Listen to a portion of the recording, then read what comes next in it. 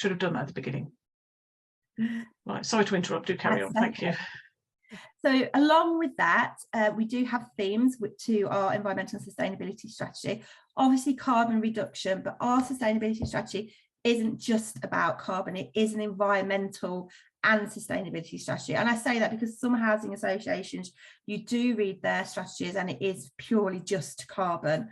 They haven't perhaps incorporated all the environmental elements as well. So this includes obviously carbon reduction, sustainable resource management, which is obviously looking at how we manage our resources, so whether that's waste or water, how we purchase things, so our sustainable procurement. Yeah, I've only just got through on it. Yeah, I'm still getting that message about Gmail. Your email settings are out of date. Can everyone go on mute, please, if you're not? And then it says fix problem. Lovely. Right. Enhancing biodiversity. And so we're doing some projects around that. And it's really important to us to provide that education about sustainability to our colleagues and our stakeholders. So one of the things that we want to do is we want to embed sustainability across the business. So at the moment, sustainability in our business is very much led by my team, but it's my mission to have like an overriding sustainability strategy, but then for every department to have something regarding sustainability in their own individual strategies. So in order to sort of like get the ball rolling with this, we have committed this financial year to delivering carbon literacy training to all of our colleagues with line management responsibility. And that is approximately a quarter of our colleagues this year. Next slide, please, Jane. Thank you. Okay, so I just thought I'd pull out of the strategy carbon reduction for you guys and what that means for us as a business. So firstly, it means sourcing of renewable energy. So we were quite coincidentally sourcing renewable energy anyway, but we've just done a new energy contract and the business did choose still to support the purchase of green energy, despite obviously brown energy. The offer that we got was a lot cheaper. So it was really good to see that the business still supported that, even though obviously there was a financial implication there. That's really good news for us. And obviously, as Jane alluded to earlier, one of our main priorities is retrofitting our properties. So when we talk about retrofitting, it is what we're referring to basically putting more energy efficient heating systems within our properties. We do have an objective to get our EPC bands, all of our properties to EPC band by 2030. If you just bear with me, if I can get to this, probably can't get to this information, bear with me. I've just got to refer to another sheet and I can tell you. So when we last submitted a ESG report, which was last year, 42% of our homes were at a EPC band C. And then we had about 30, I'd say about 45% were D or below. So there's quite a lot still to do, but it is encouraging to see that we do also have quite a high number C or above. 17% of our properties are A rated and 13% are B rated. Obviously those figures sort of like change all the time. We have over the last 2 years since I've been on board been undertaking a programme of EPCs on properties, and these are on properties that haven't got an EPC or which are about to run out, and we use that information to inform our retrofit programme. So it gives us those figures in terms of where we're sitting within the bands, and it gives us a very, very high level of what those properties might need in terms of retrofit. We have been awarded social housing decarbonisation funding. We have been awarded over £1 million, which we will match as well, and that will retrofit 169 properties, I think. So that's really good news that we had this year. And as part of that funding application, we actually did we got in place 100 retrofit assessments. The retrofit assessments are just the detailed survey of the property to say, what energy efficient measures can we put in each of those properties. So going a bit further in terms of carbon reduction, because obviously it's not just about properties, it's also looking at our actual operations. We need to decarbonise our fleet. We've got about 80 vans on our instant repair team and our estates and maintenance team that are going to need to be decarbonised. which is not actually an easy thing to do because there's issues with regards to how they're going to be charged. So it's quite a complicated thing to actually sort of like get into place because the infrastructure isn't quite there yet to support what we need to do there. We also, as well as part of our environmental management system that we put in place over the last 12 months, we do still try to monitor and improve our MPG on our fleet and also manage our grey fleet. So that's our business mileage. We will also this year be complying with ESOS, which is the Energy Saving Opportunities Scheme, and that is energy surveys on our properties, but it's the communal and block properties. It is a regular requirement that we have to do, and that the results of that will support our work at looking at decreasing our scope 1 and 2 emissions. Okay, next slide, please, Jane. Okay, so when I talked to you, Jane, previously, we talked about how we communicate with our customers about sustainability. Yes. And I know that you guys found that quite helpful, so I thought I'd just reiterate that. So this is actually one of my passions here about how we talk to people about sustainability, because I think historically we've got a little bit snobby in terms of how we talk to people about the environment and sustainability. So it's almost like aspirational messages historically in the media. So it was things like you know, think of this destination and all the, you know, the environmental degradation that's going on in this destination. Or it could be, you know, talking to a 16-year-old and saying to them, oh, wow, think of your children. Doesn't quite match up when you're 16, then they're probably not thinking about their children. So for me, and also as well, you know, the cost of living crisis, to talk about these far-flung destinations, it's not very relatable to people because a lot of people never actually go and see those destinations, especially our customers. You know, we have some very vulnerable customers. So what I like to do and I like to talk about is the co-benefits of sustainability.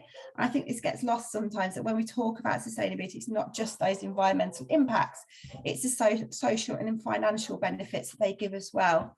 And this is where I really like working for a housing association, because those environmental, social and financial benefits really fit into the core principles of what we're trying to do as a housing association.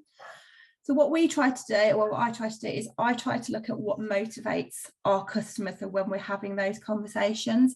And I do kind of joke actually that I talk about the social and the financial benefits prior to actually talking about the environmental benefits, because that's what the motivation is to our customers.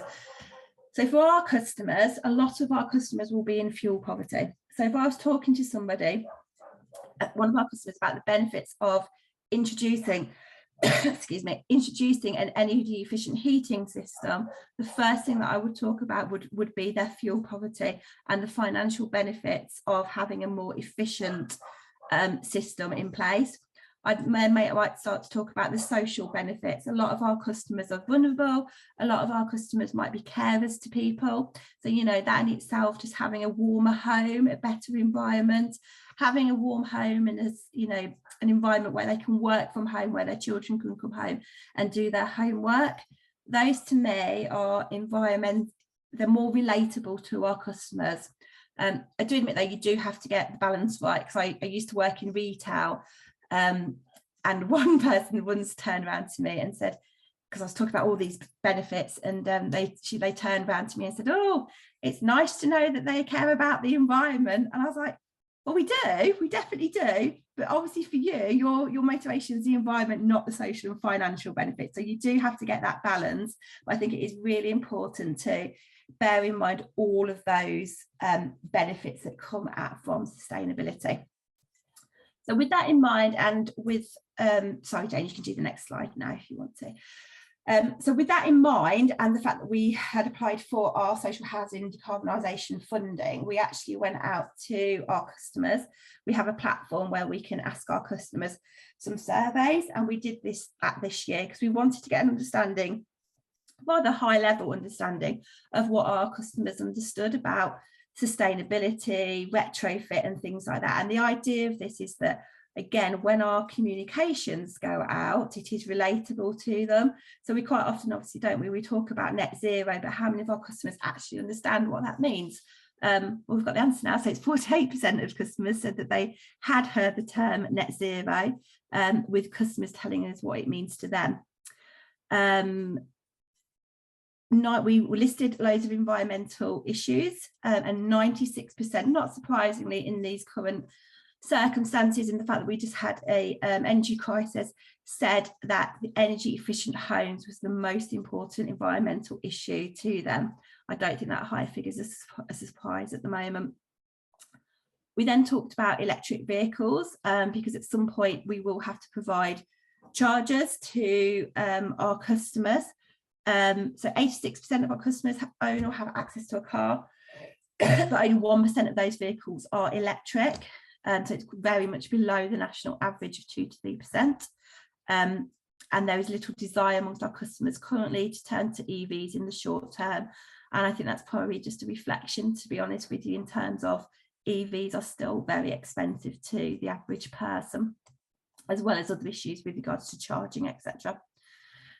We then wanted to find out how our customers tend to stay up to date with environmental issues, because we put quite a lot of comms out on our sort of like in comms that go out to our customers. So 78% get their environmental news or issues from the television or online articles and social media. We then wanted to understand what our customers understood about all the different energy efficient measures that we could put in place. Because we quite often talk about these things, obviously internally, we kind of assume that everybody knows what they are. So 77% said that they understood about loft insulation, they'd heard it before. 59% solar panels and cavity wall insulation, they scored quite highly.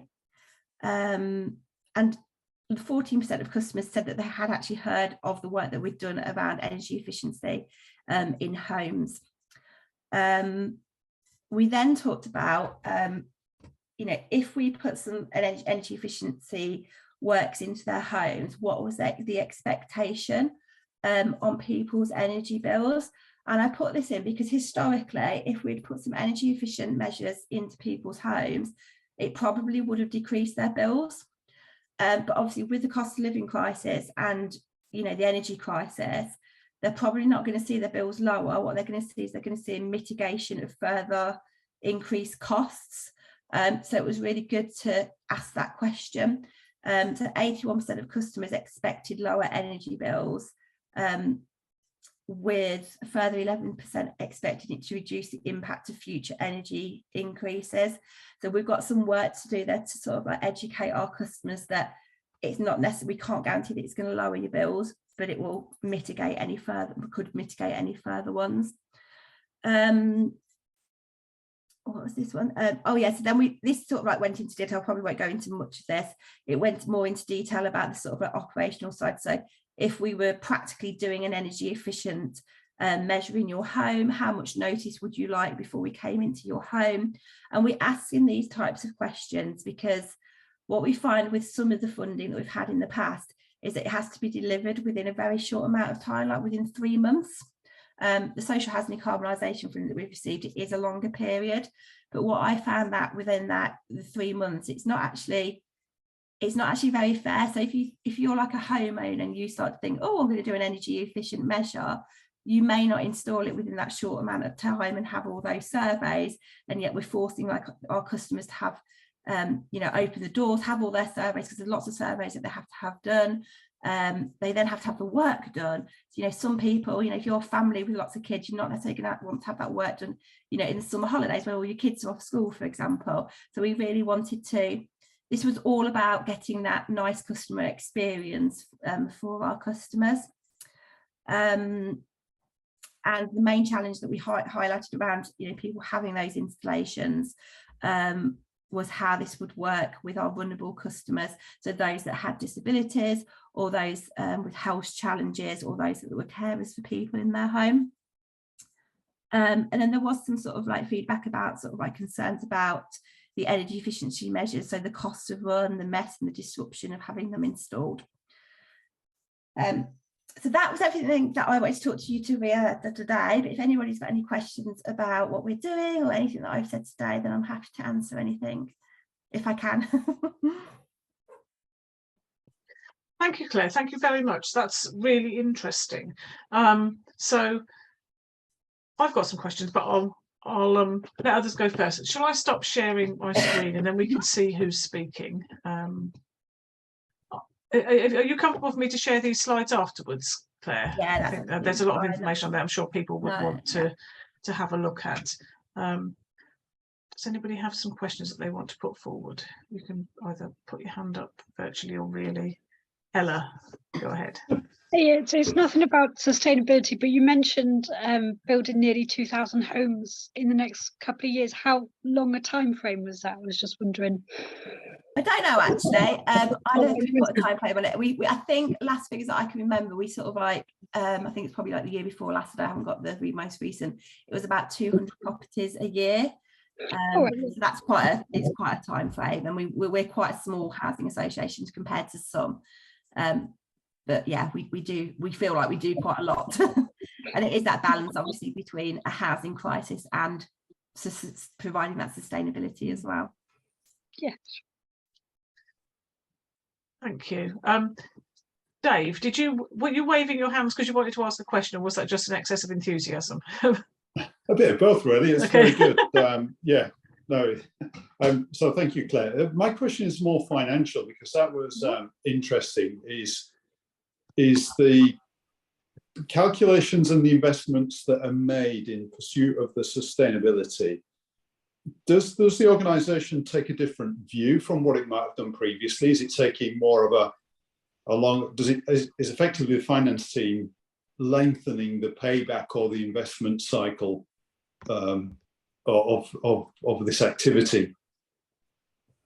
I don't know, to be honest with you, in terms of the paybacks, that wouldn't come under my role. But what I think, the way that we view this, because we're a housing association, it's going back to those sort of like social and financial benefits to our customers. So we kind of take a view that obviously, you know, it's good for the environment, we need to be doing these things, but from a retrofit point of view and for our customers, if we invest in their homes, if we make them more warm, they're more likely to stay in that property. If they're more likely to stay in that property, they're going to be happier and they're going to pay their rent, so we won't be in arrears. So that's the way that the business is sort of like looking at it, and that's why I talk about those other social and financial benefits when we talk about sustainability and the investment in the retrofit. So, you know, the business is, you know, fully behind this, and we think, you know, it is a key thing that we need to do for our customers, and our properties. So yeah, because I'm trying to translate with what you're doing, and then pick out a few things on how that works, because obviously you're resolutely focused on how can you improve the end customer experience, then with a view that the happier customers are in a stronger position and probably more consistent, like you say, with their rent payments and looking after the property and all this kind of thing. Yeah, it's about building that home, isn't it? It's about building that home. So, you know, it's not a house, it's a home. And, you know, it's those types of things. We all want a warm home, don't we? It's a basic need kind of thing. If you haven't got a warm home, you know, you're struggling for money, it's perhaps your rent isn't going to be the first thing that you're going to pay for, unfortunately. So if we can mitigate those rent arrears, it kind of makes financial sense for us to make that investment. And just one final question from me, I don't want to hog you, but when you set about devising the questions to talk to your customers and solicit information, did you follow a kind of a process? Because that's quite novel, that what I've seen you do there. I've not seen anything quite like that before. No, it was just from that I literally just came up with those questions, to be honest with you, because I am really into, my boss calls me a very pragmatic environmental sustainability manager, in that I really just like to understand our customers and understand our customers' views, and I don't want things being enforced on them, if that makes sense. I want them to understand what we're doing. So, you know, traditionally we probably would have knocked on the door and said, you know, this needs to be done, but actually it's more how I sell it to the businesses. What can we do to what would make our customers open the door to those measures, kind of thing. Because we do have some customers that just don't want these measures. No matter how much you explain, they just don't want those measures. Yeah. We have one property, I can't remember what it is, but it's really, really low down. I want to say it's like a G or something like that.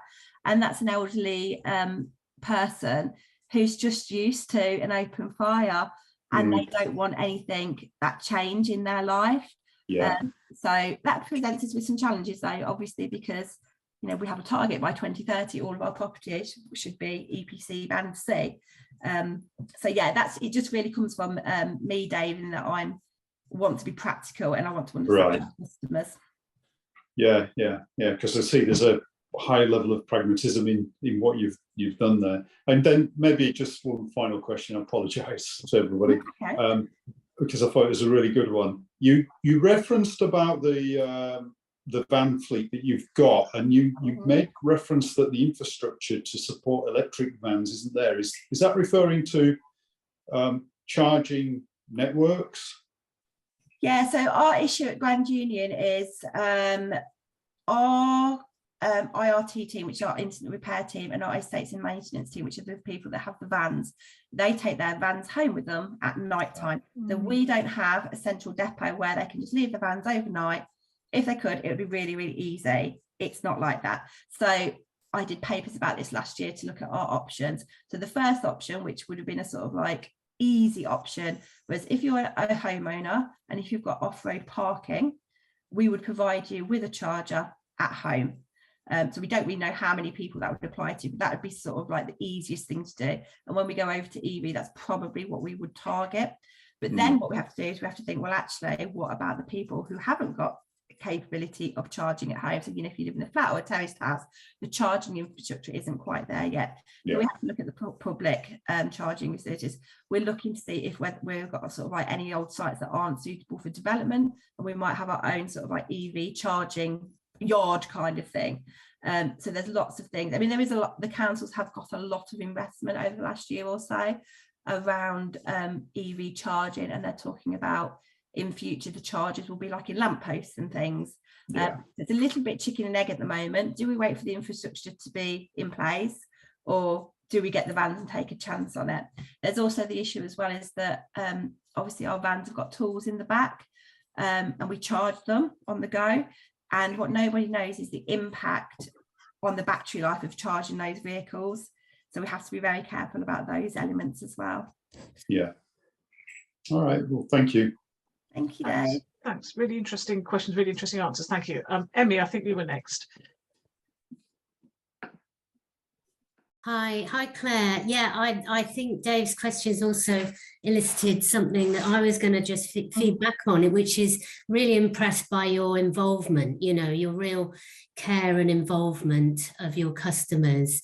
I suppose the other aspect that was of interest to me was this carbon literacy training for the line managers. Yep. And you mentioned some customers may be a little bit resistant. How have you got on with, or has it not started yet, the training of the line managers? Yeah, we haven't started that yet. But if your question is alluding to any climate deniers, is that where it was going? Yeah, so we have talked about this, and we have talked about our approach here. And I've almost got like a little speech for my trainers to say. So how we're going to work this is, one, we're going to really explain that actually the carbon literacy course does not cover the other side of the argument or any conspiracy theories. That's not what it's there to do. We're then going to encourage our climate deniers just to sit with an open mind and to listen to the evidence, because they very well may learn something.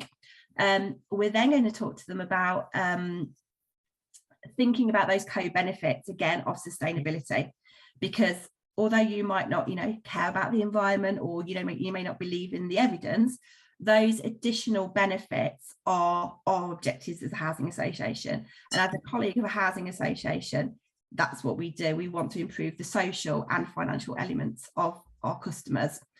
And we're also going to say as well is that environmental issues, sustainability, it's only going to accelerate over the years. It's a little bit like, I always compare it to a little bit like health and safety. So years and years ago, when I started off my career, everybody always still used to take the mickey about how overzealous health and safety was, you know, in the workplace kind of thing.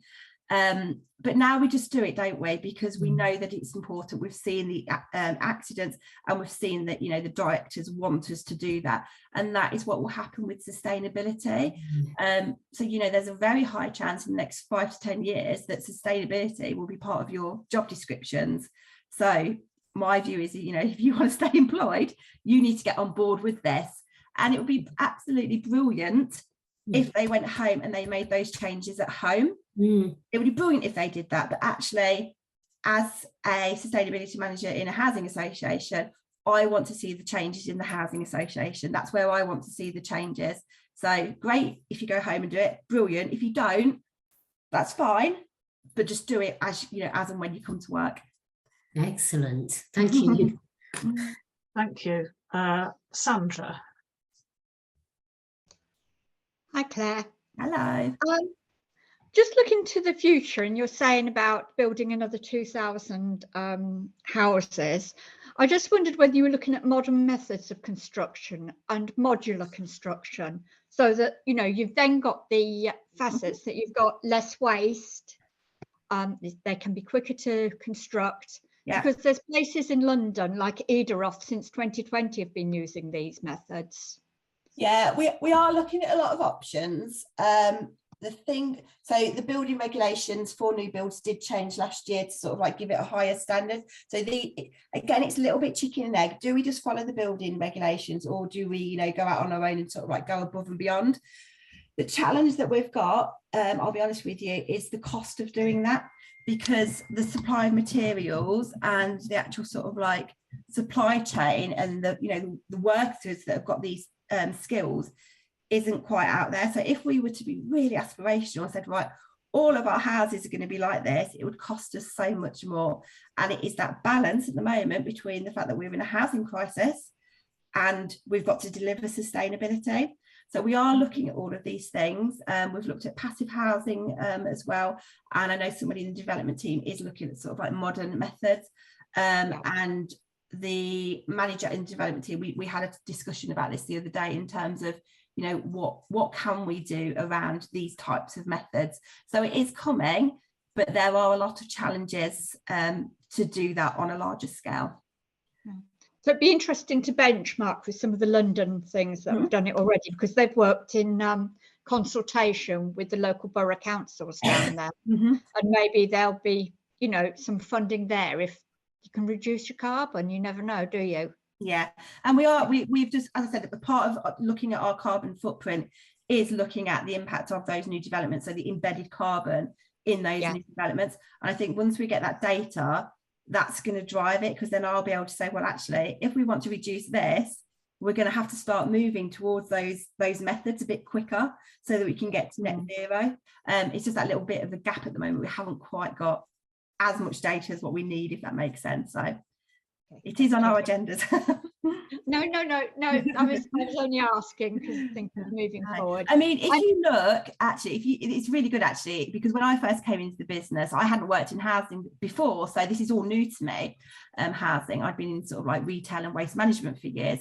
And when I was writing my first strategy, I thought, right, X% of our buildings will be, you know, super eco friendly, this, that, and the other. And then what I did is I did some looking at other people that are in the market.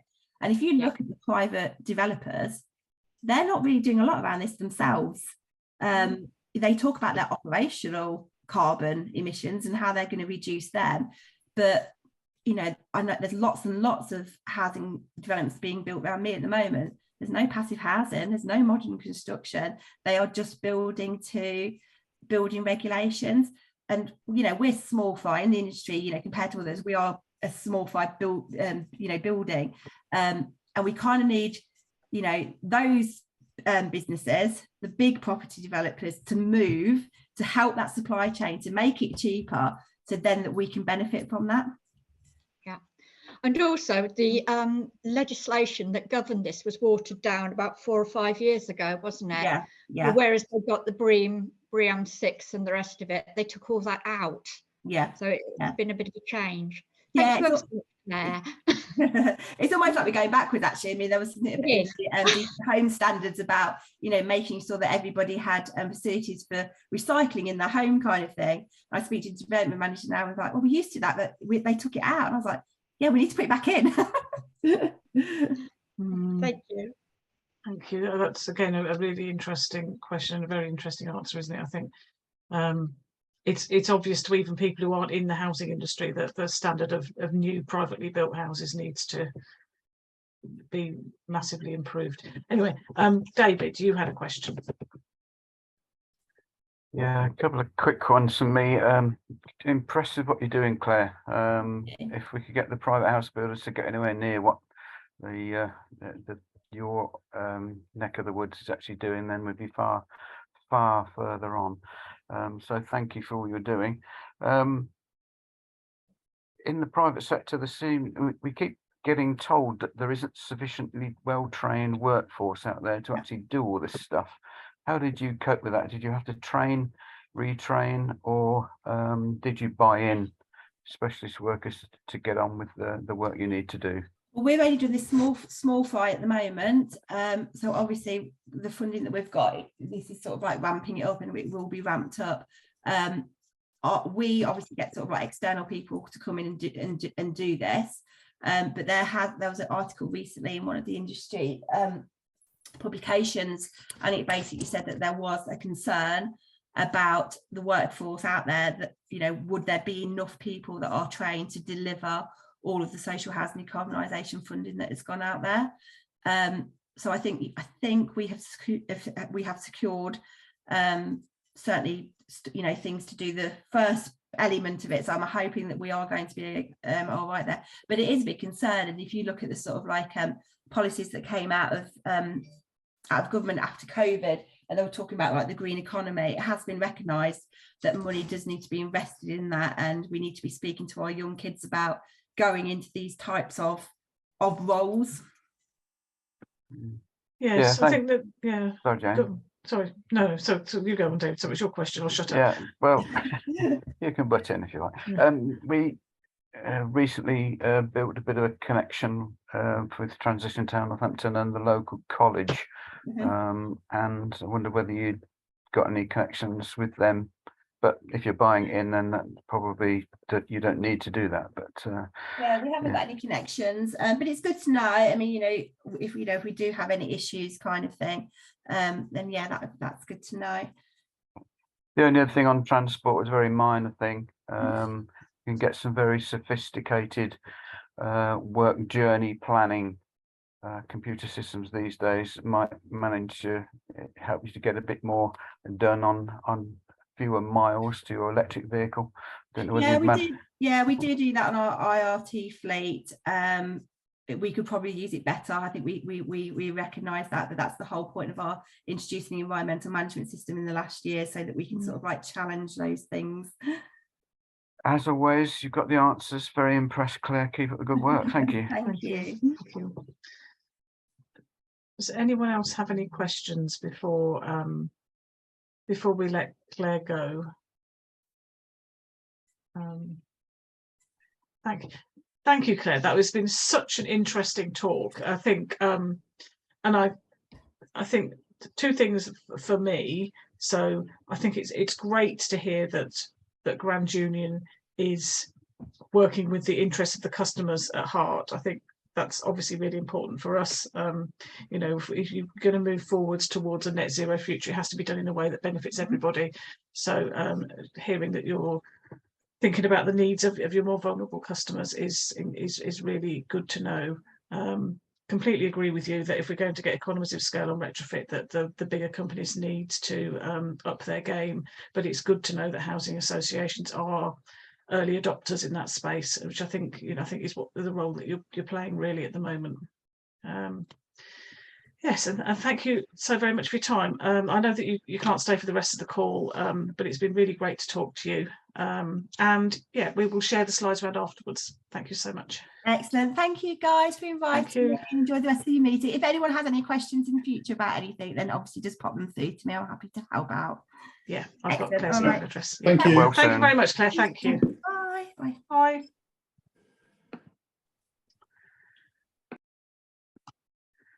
Right. So we haven't got a huge amount else. So the rest of what's on the agenda looks quite short, but I think may take quite a long time. It's mainly reports back from a couple. Oh, sorry, I meant to say that the speaker for next month's meeting she's going to talk about the politics of climate change, but I've forgotten her name. But she's a professor at Warwick University, so I really think that's going to be an incredibly interesting talk that you definitely shouldn't miss. So anyway, so the main business on the rest of the agenda is to talk about a couple of recent events that various people from Corn have attended. One of which was a climate chaos event organised by David Garlick and Transition Town Northampton. So well done for that, David. And the other one was a sustainability summit at the University of Northampton. I'm going to shut up for a bit and let someone else talk. Which is Harry. Yes, thank you. Hello, everybody. Yes, so the climate chaos event was Wednesday last week, and well done, David, for getting it off the ground. So about 35 people turned up. There was a representation from the West Northants Council, some XR and Just Stop Oil people, and the parliamentary candidates were there too. The main speaker was a man called Paul Allen, who is from the Centre for Alternative Technology, CAT, in Machuntle, if I pronounce that correctly. His main point was the work that they've been doing on something called Zero Carbon Britain, ZCB. They have begun to define the problems associated with talking about climate as a wicked problem, by which they, I don't know if it's got a general, I've never come across before, I don't know if anybody else has seen it, heard it as a technical term, but it's a wicked problem is one that is a bit like a bar of soap in a bath. It just continuously escapes you when you try to grab hold of it. So they're essentially complicated problems, and problems where there is feedback, which means that as soon as you think you've grasped it, something's changed. So the problem changes dimension. And because of that, there is never a simple solution. There may be a choice of solutions, and there may be a particular strategy that you might adopt, but there's no completely simple answer. And what they did was come up with, in a report, 5 possible ways of looking at it in terms of one scenario. So the first thing is to have and share a positive vision of the problem. So that might include powering down, which is in terms of the energy, reducing energy demand, and then powering up, which would be to replace existing sources with renewable sources. Another aspect is to take advantage of falling technology costs. The price of photovoltaic and wind technology is reducing. Therefore, we ought to have more of it around. And if we have, as Grand Union is doing, social housing organisations investing in retrofit, then their initiatives and the big government funding that goes into it should have, in terms that other people who I don't like use, a trickle-down effect, so that the demand for the construction services that will be generated by these big organisations will be met by a new stream of construction professionals. So there will be an advantage of increasing demand being delivered by an increasing supply of both skills and technical equipment. And then there is a theme that CAT recognise of inspiring new leadership to get organisations, larger organisations, to step up with their action plans, which would include councils. And there are a lot of guidance notes that they have prepared for organisations to pick up. The next thing that Paul Allen mentioned was to exploit the power of real life. Tell stories about the achievements, just broadcast the success of people as a kind of infectious enthusiasm that would jolly people along. And the last thing of his 1 to 5 was something called multi-solving, which I don't think I've got my head around, but essentially identify and maximize the benefit of collateral action. Sort of, if everybody's sort of piling in there, then there will be lots of synergy, lots of parallel solutions that everybody can feed off. We will put a link on the meeting notes to the page on the CAT site that deals with this aspect, which they've called wicked solutions. And I think there's an awful lot there which would take probably several hours to read through, but it's really good. And Paul was a really good speaker. So I think in sort of sum up, after that there was quite a considerable debate with various people making points that were quite constructive. The leader of the council took a lot of flack, which was quite noble of him to do. And there was something that everyone was talking about, saying that there was an elephant in the room. And I didn't want to ask because I thought it might delay the evening, but I wondered if everybody who was there each had their own particular elephant. So there were not just one elephant in the room, but a herd of elephants. And when perhaps Emmy, who was there after I finished chattering, might comment if she understood what they were talking about. Anyway, it was a really good evening, and the outcome, I believe, and David perhaps will correct me, is that the people who had been advocating for a citizens' assembly have really got a bit between their teeth, and there well may be a call for a citizens' assembly. But I'll let David comment on that after I finish chatting. And certainly there will be more coming together, and both that meeting and the one that I'm about to talk about are essentially initiatives that are all about getting people to come together and collaborate. The event that quite a few of us went to on Monday and Tuesday was the University of Northampton Sustainability Summit, where sustainability in their terms appears to be the UN sustainability goals. And it was a summit which addresses the needs of businesses to really get their heads around sustainability.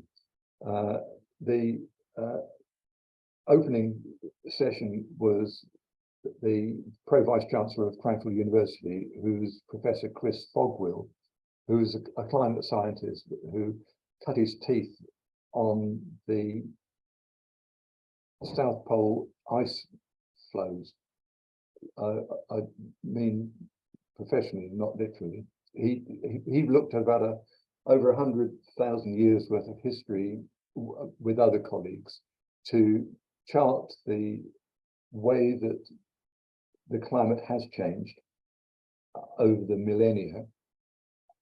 And it's the classic diagram that we've all been familiar with a huge jump up in the last 100 or 200 years. But he had some absolutely magical diagrams, really complicated 3D visuals, which it would be good to get our hands on if anybody was there saw them. But essentially they formed the context of 2 days of presentations by people in industry who are walking the walk. They're not just talking about their businesses being socially responsible, but actually are doing it. The main reason for the summit was to get interested parties, the delegates and the contributors, to come up at the end of 2 days with a checklist of things that they would like to see get done, and then come up with the University Sustainability Accord, which is a dozen or so objectives that will be monitored for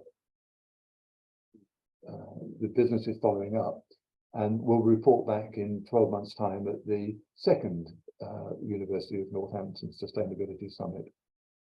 So the businesses that was there was Blue Skies, which is a business that imports fresh fruit already pre-packed at the source where the growers grow it. So rather than putting pineapples on a plane and then processing them in this country, it uses the local economy, boosts the local economy by having the growers and their own factories prepare them ready for consumption and ship them in the, which might seem a little bit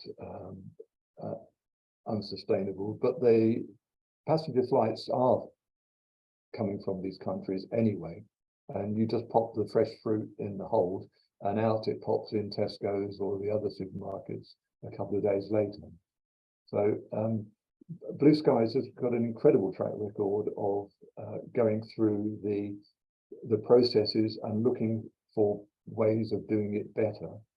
And their organization has spawned two initiatives, one called Fresh Packed with 2 P's in the middle, who are trying to get rid of the plastic mulch and replace it with byproducts of other processes, vegetable processes.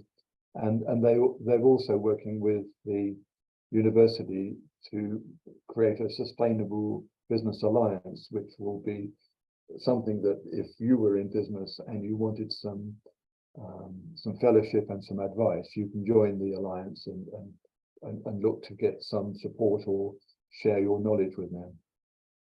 The Chartered Institute of Waste Management was there, which was very exciting because they see waste as a potential raw material, as a resource, which is good. We think of waste management as getting it into landfill. There was the Sustainable Leather Foundation. Some really interesting conversations with their people. And there's a certification body called the Good Business Charter. West Northamptonshire Council was there with the leader making a speech, and Martin, who is often turn up at our meetings, who is their sustainability officer. Farrington Oils is a farm.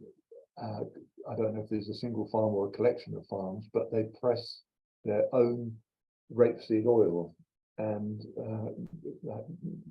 have really strong sustainability credentials.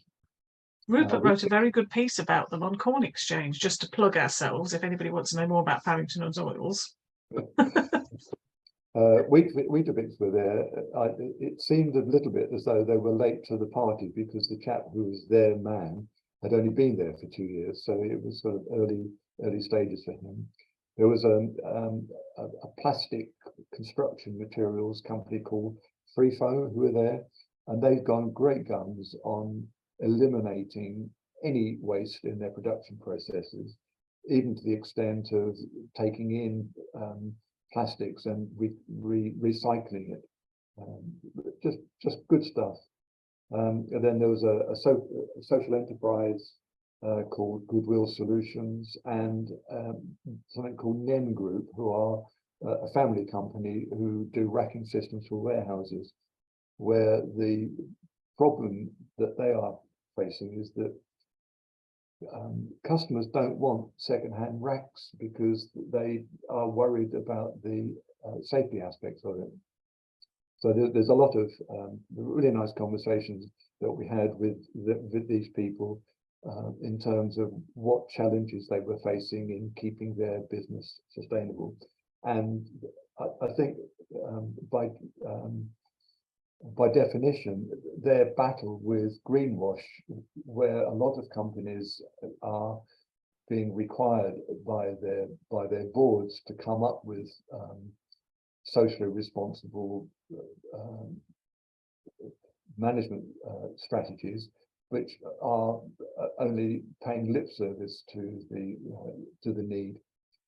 And the people who we were lucky enough to talk to, so the thing was a set of presentations, and then what they call breakout sessions, where we all went in our own groups and discussed a particular set of issues and the problems, the barriers to doing something, and how we might approach the solution.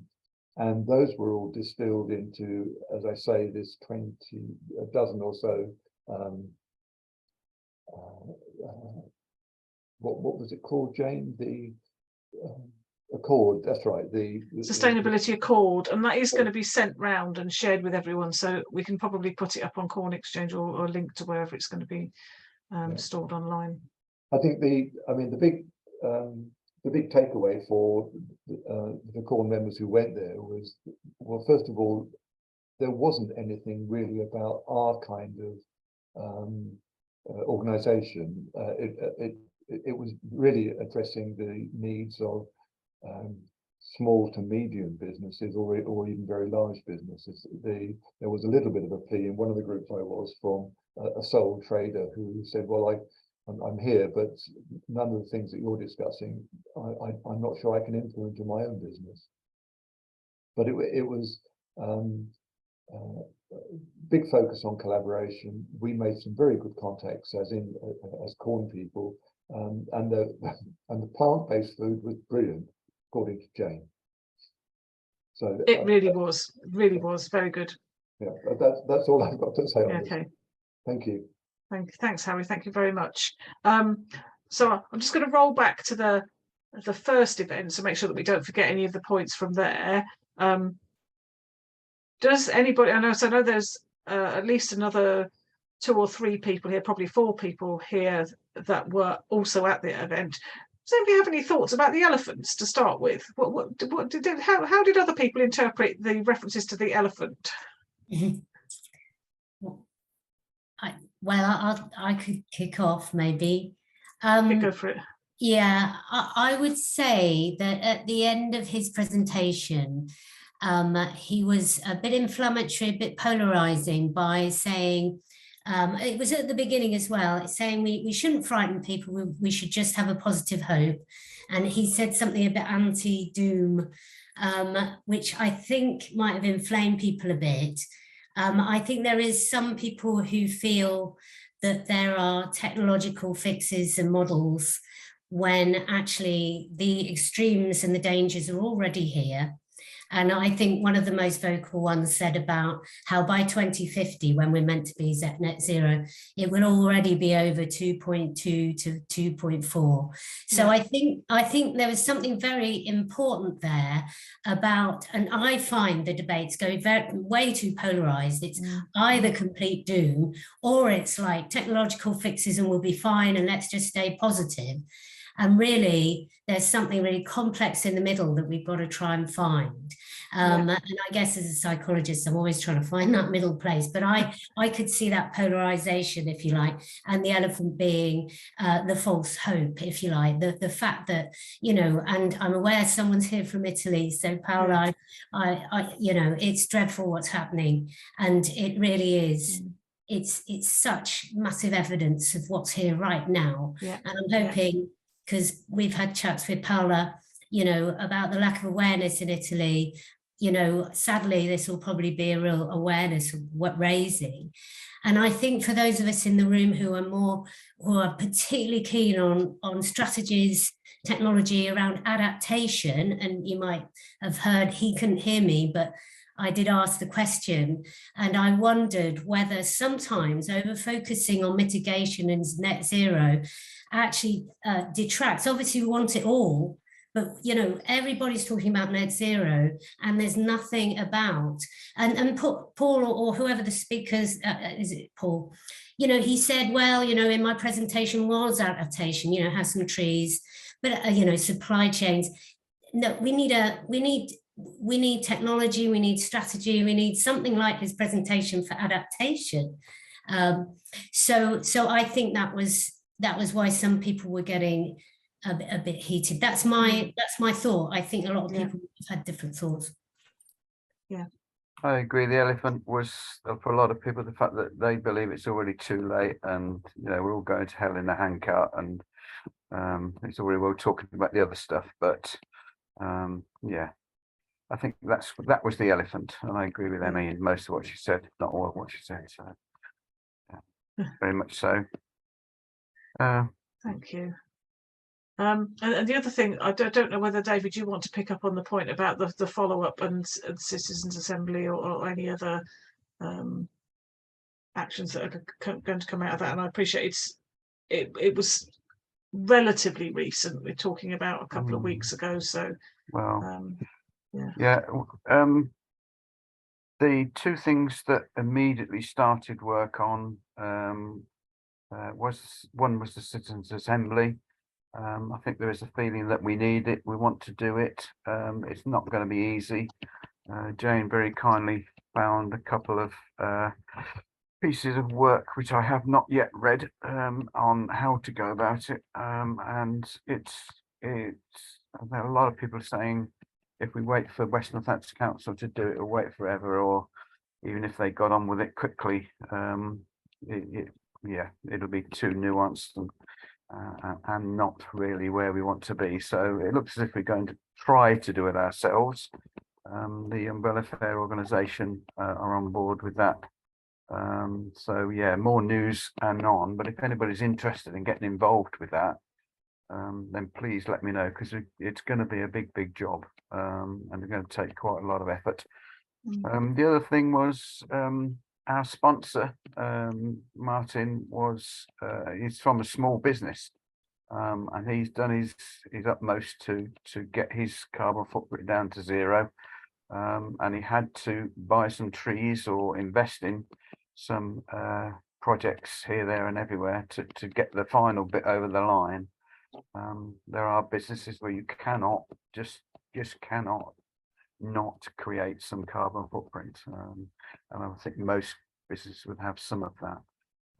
So we want to look at business from the smaller end, and for the chap who was at the university conference who said this is not for me, we want to find out how we can make sure that businesses like him get the support and the advice that they need to take their own zero carbon journey and make it work. So they were the two initial things that we've started talking about and looking to try and do something about.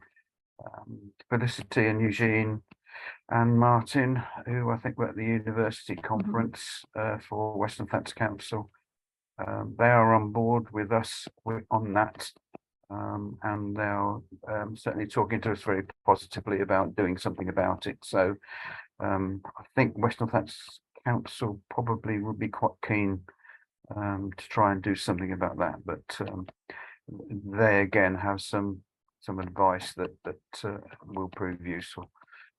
So that's probably my feedback of the positives from it.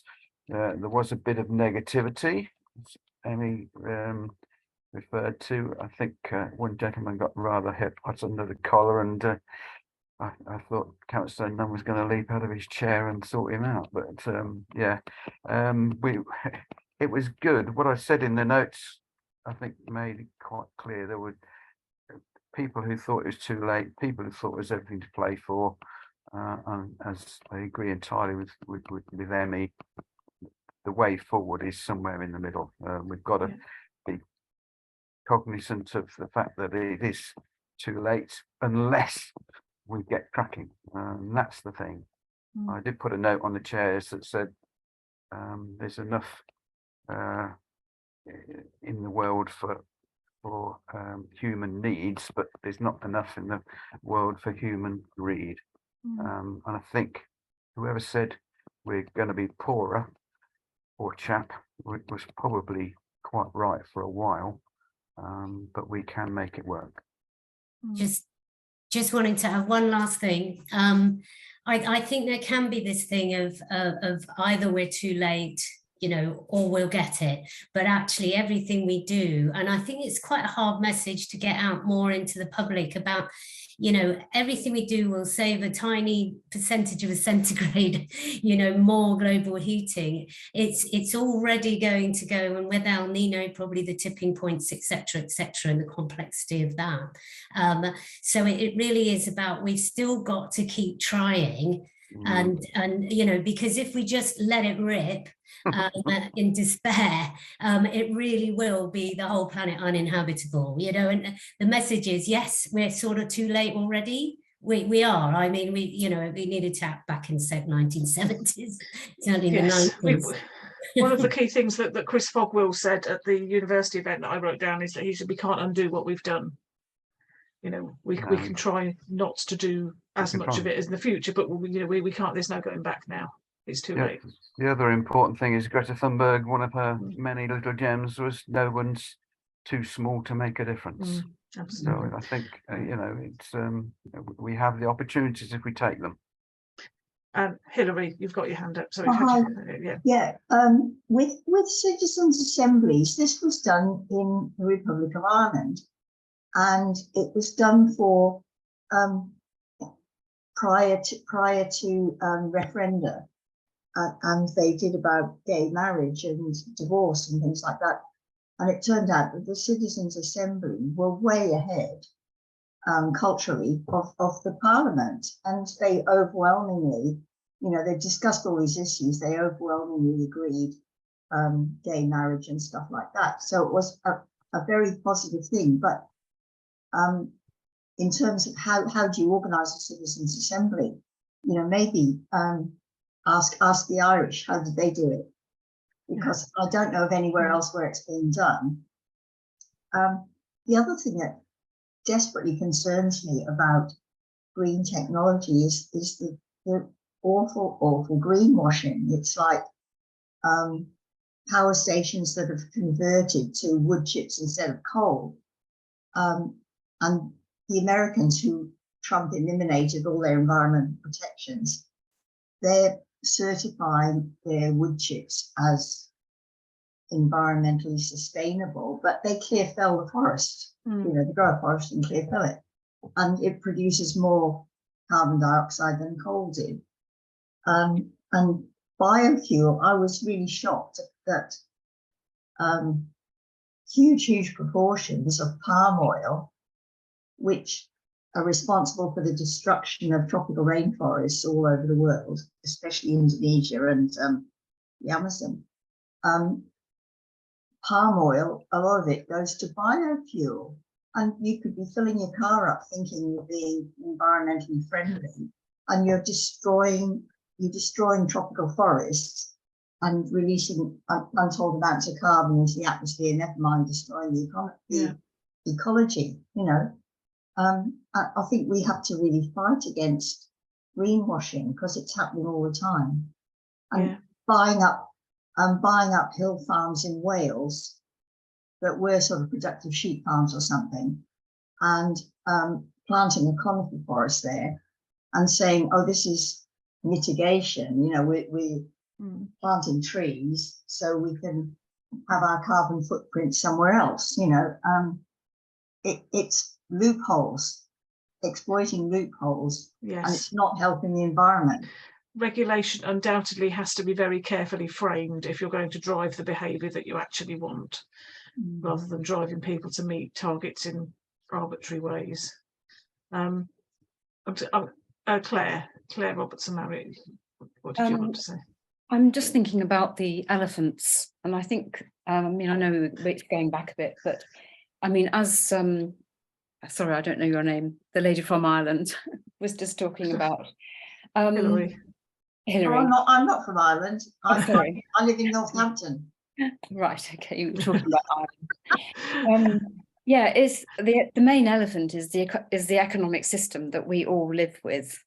And it seems that, you know, whether we're talking about carbon offsetting, net zero, and a lot of responses by councillors are still in that frame where we are still assuming that we can trade in carbon in the way that we trade with money and goods and so on. So I think that's that actually is the main elephant.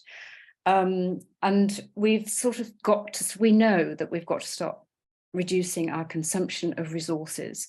And I think electric vehicles just demonstrates that. I mean, there was an example of a fire recently in London, I think, well, the actual fire happened last summer in the heat. And it just demonstrates that electric vehicles are kind of prone to both cold and heat.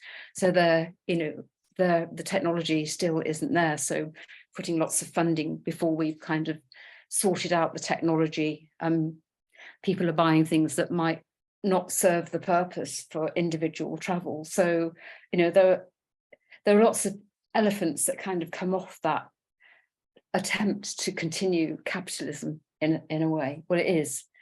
And the other elephant, as the psychologist was talking about, sorry, I can't remember your name either, but I remember you speaking at the meeting last Wednesday, is the kind of differences between people's approaches to this. And I think there's a real danger of being competitive. And I remember one of the first conversations I overheard when I entered the room last Wednesday was people talking about their jail sentences. And I thought, you know, we can't be, I mean, that may be the case, but it doesn't mean that anybody else's action that doesn't require protest or of that sort is kind of less important. I just think we've got to stop focusing on the differences of opinion. You know, we really have got to do something to kind of try and bring people together to collaborate and accept that there are all these different methods of achieving the same thing. Yes, and I think that was one of the key things out of these two events and other things that I've sort of read and attended and listened to recently, is that collaboration is beginning to be a really big theme. And I think we can't underestimate how difficult it will be, but it seems like it's going to be the only way. Can I just say there was one more? Yeah, go on. Yeah. Sorry, I don't mean to dominate, but I think all the talk of technological solutions, because that's, again, the way we think, you know, it's about progress. It's about kind of moving on from the current situation. So technology and AI is bound to be part of that, but we talk less about natural solutions, you know, in discussions. And I think we've got to start equalising carbon reduction with the potential for using nature solutions to do that. I mean, yes, we talk about tree planting, but we've got to kind of expand the kind of plant from that and put nature solutions as being as important as technological solutions. Thank you. Thank you. David. Last one for me, just building on what Claire's and others have said, it's everything, everywhere and all at once. We cannot go down the tech route to the exclusion of others. We can't do the natural route to the exclusion of the tech route. We've got to do everything. We've got to be everywhere, and we've got to do it all at once. Yeah. Thank you. Does anyone else have anything to add? I know that obviously, Claire, you were at the UON event as well. Was there anything that Harry didn't say that you wanted to add, or any reflections that you'd got on that event? No, I think you summed it up really nicely. I think you summed it up really nicely. Thank you, Harry. Yeah, it was really interesting personally to step outside of this bubble that I inhabit and see people who aren't necessarily doing sustainability because they're passionate about it, but because their job now entails it. So that was really interesting to sort of see normal people, shall we say, talking about it. And talking about it, not only talking about it, but doing something very pragmatic, that in their businesses they're sitting down and they're making the hard decisions spend money on stuff. You know, and everyone was very open that you know, their business don't exist if they don't make money, so that has to be an important factor too. But they also want to see those environmental and social benefits as well. I'm just going to have I think we are slightly over time, so I'm very sorry about that. I will. I've got a couple of very quick things under any other business. One of which is there's a May celebration tomorrow at Southcourt Environmental at Abington Lodge. If anybody wants to go to that, I'm sure it'll be a lovely event. I don't know if I'll be able to make it myself, unfortunately. I would like to. And I think that was in fact there was only one thing I had. Does anybody else have anything they want to say? We will keep the line open after closing the formal meeting for a little while for those who want to stay on and have a more informal chat. But is there anything anybody wants to say as part of the formal part of the meeting? Harry, yes. There's a family event at Byfield on Saturday. Oh yes, of course. Yeah, Byfield. Anybody's in the vicinity of Byfield between 2 and 4 in the afternoon. There's a sustainable family event. A number of us will be there. We'd love to see people. And if you know anybody else that lives in that area, do encourage them to go along. Thank you, We're bringing plants. Plants, yes, much plants. And seeds. So there was, in fact, I'm going to finish on one thing. The Chris Fogwell, who did the climate scientist that Harry referred to, who spoke at the University of Northampton, recommended a book at the very end of his talk, which is called 5 Times Faster by somebody called Simon Sharp. But the 5 times faster meaning we need to go 5 times faster to reduce carbon emissions than we currently are doing. And when I looked it up, there was Simon Sharp was giving a talk about his book online this afternoon. Well, it was in person, but it was online as well, to the Institute for New Economic Thinking in Oxford, which I watched. It sounded really interesting. One thing, so I probably will try and get hold of the book and read it at some point. But one of the things that he said that really struck me, and I think this is probably sort of sums up some of the things we've said this evening, is that meeting climate goals is not consistent with maintaining equilibrium. You know, we can't expect to just adapt the status quo and get ourselves out of this mess. We need to be willing to change much more radically than that. David. Another book, This Can't Be Happening by George Monbiot. It's been about a while, but it tackles everything from politics, economics, and it's quite a short book. It's a very good read. Okay, thank you. Rupert.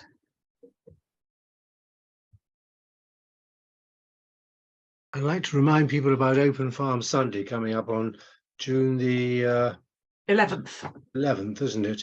Yes. And the one in our part of the world is Brixworth Farms, Farm Partnership, which is a huge farming enterprise. And I think they're taking climate quite seriously there, but it would be a good place for members to go and ask awkward questions.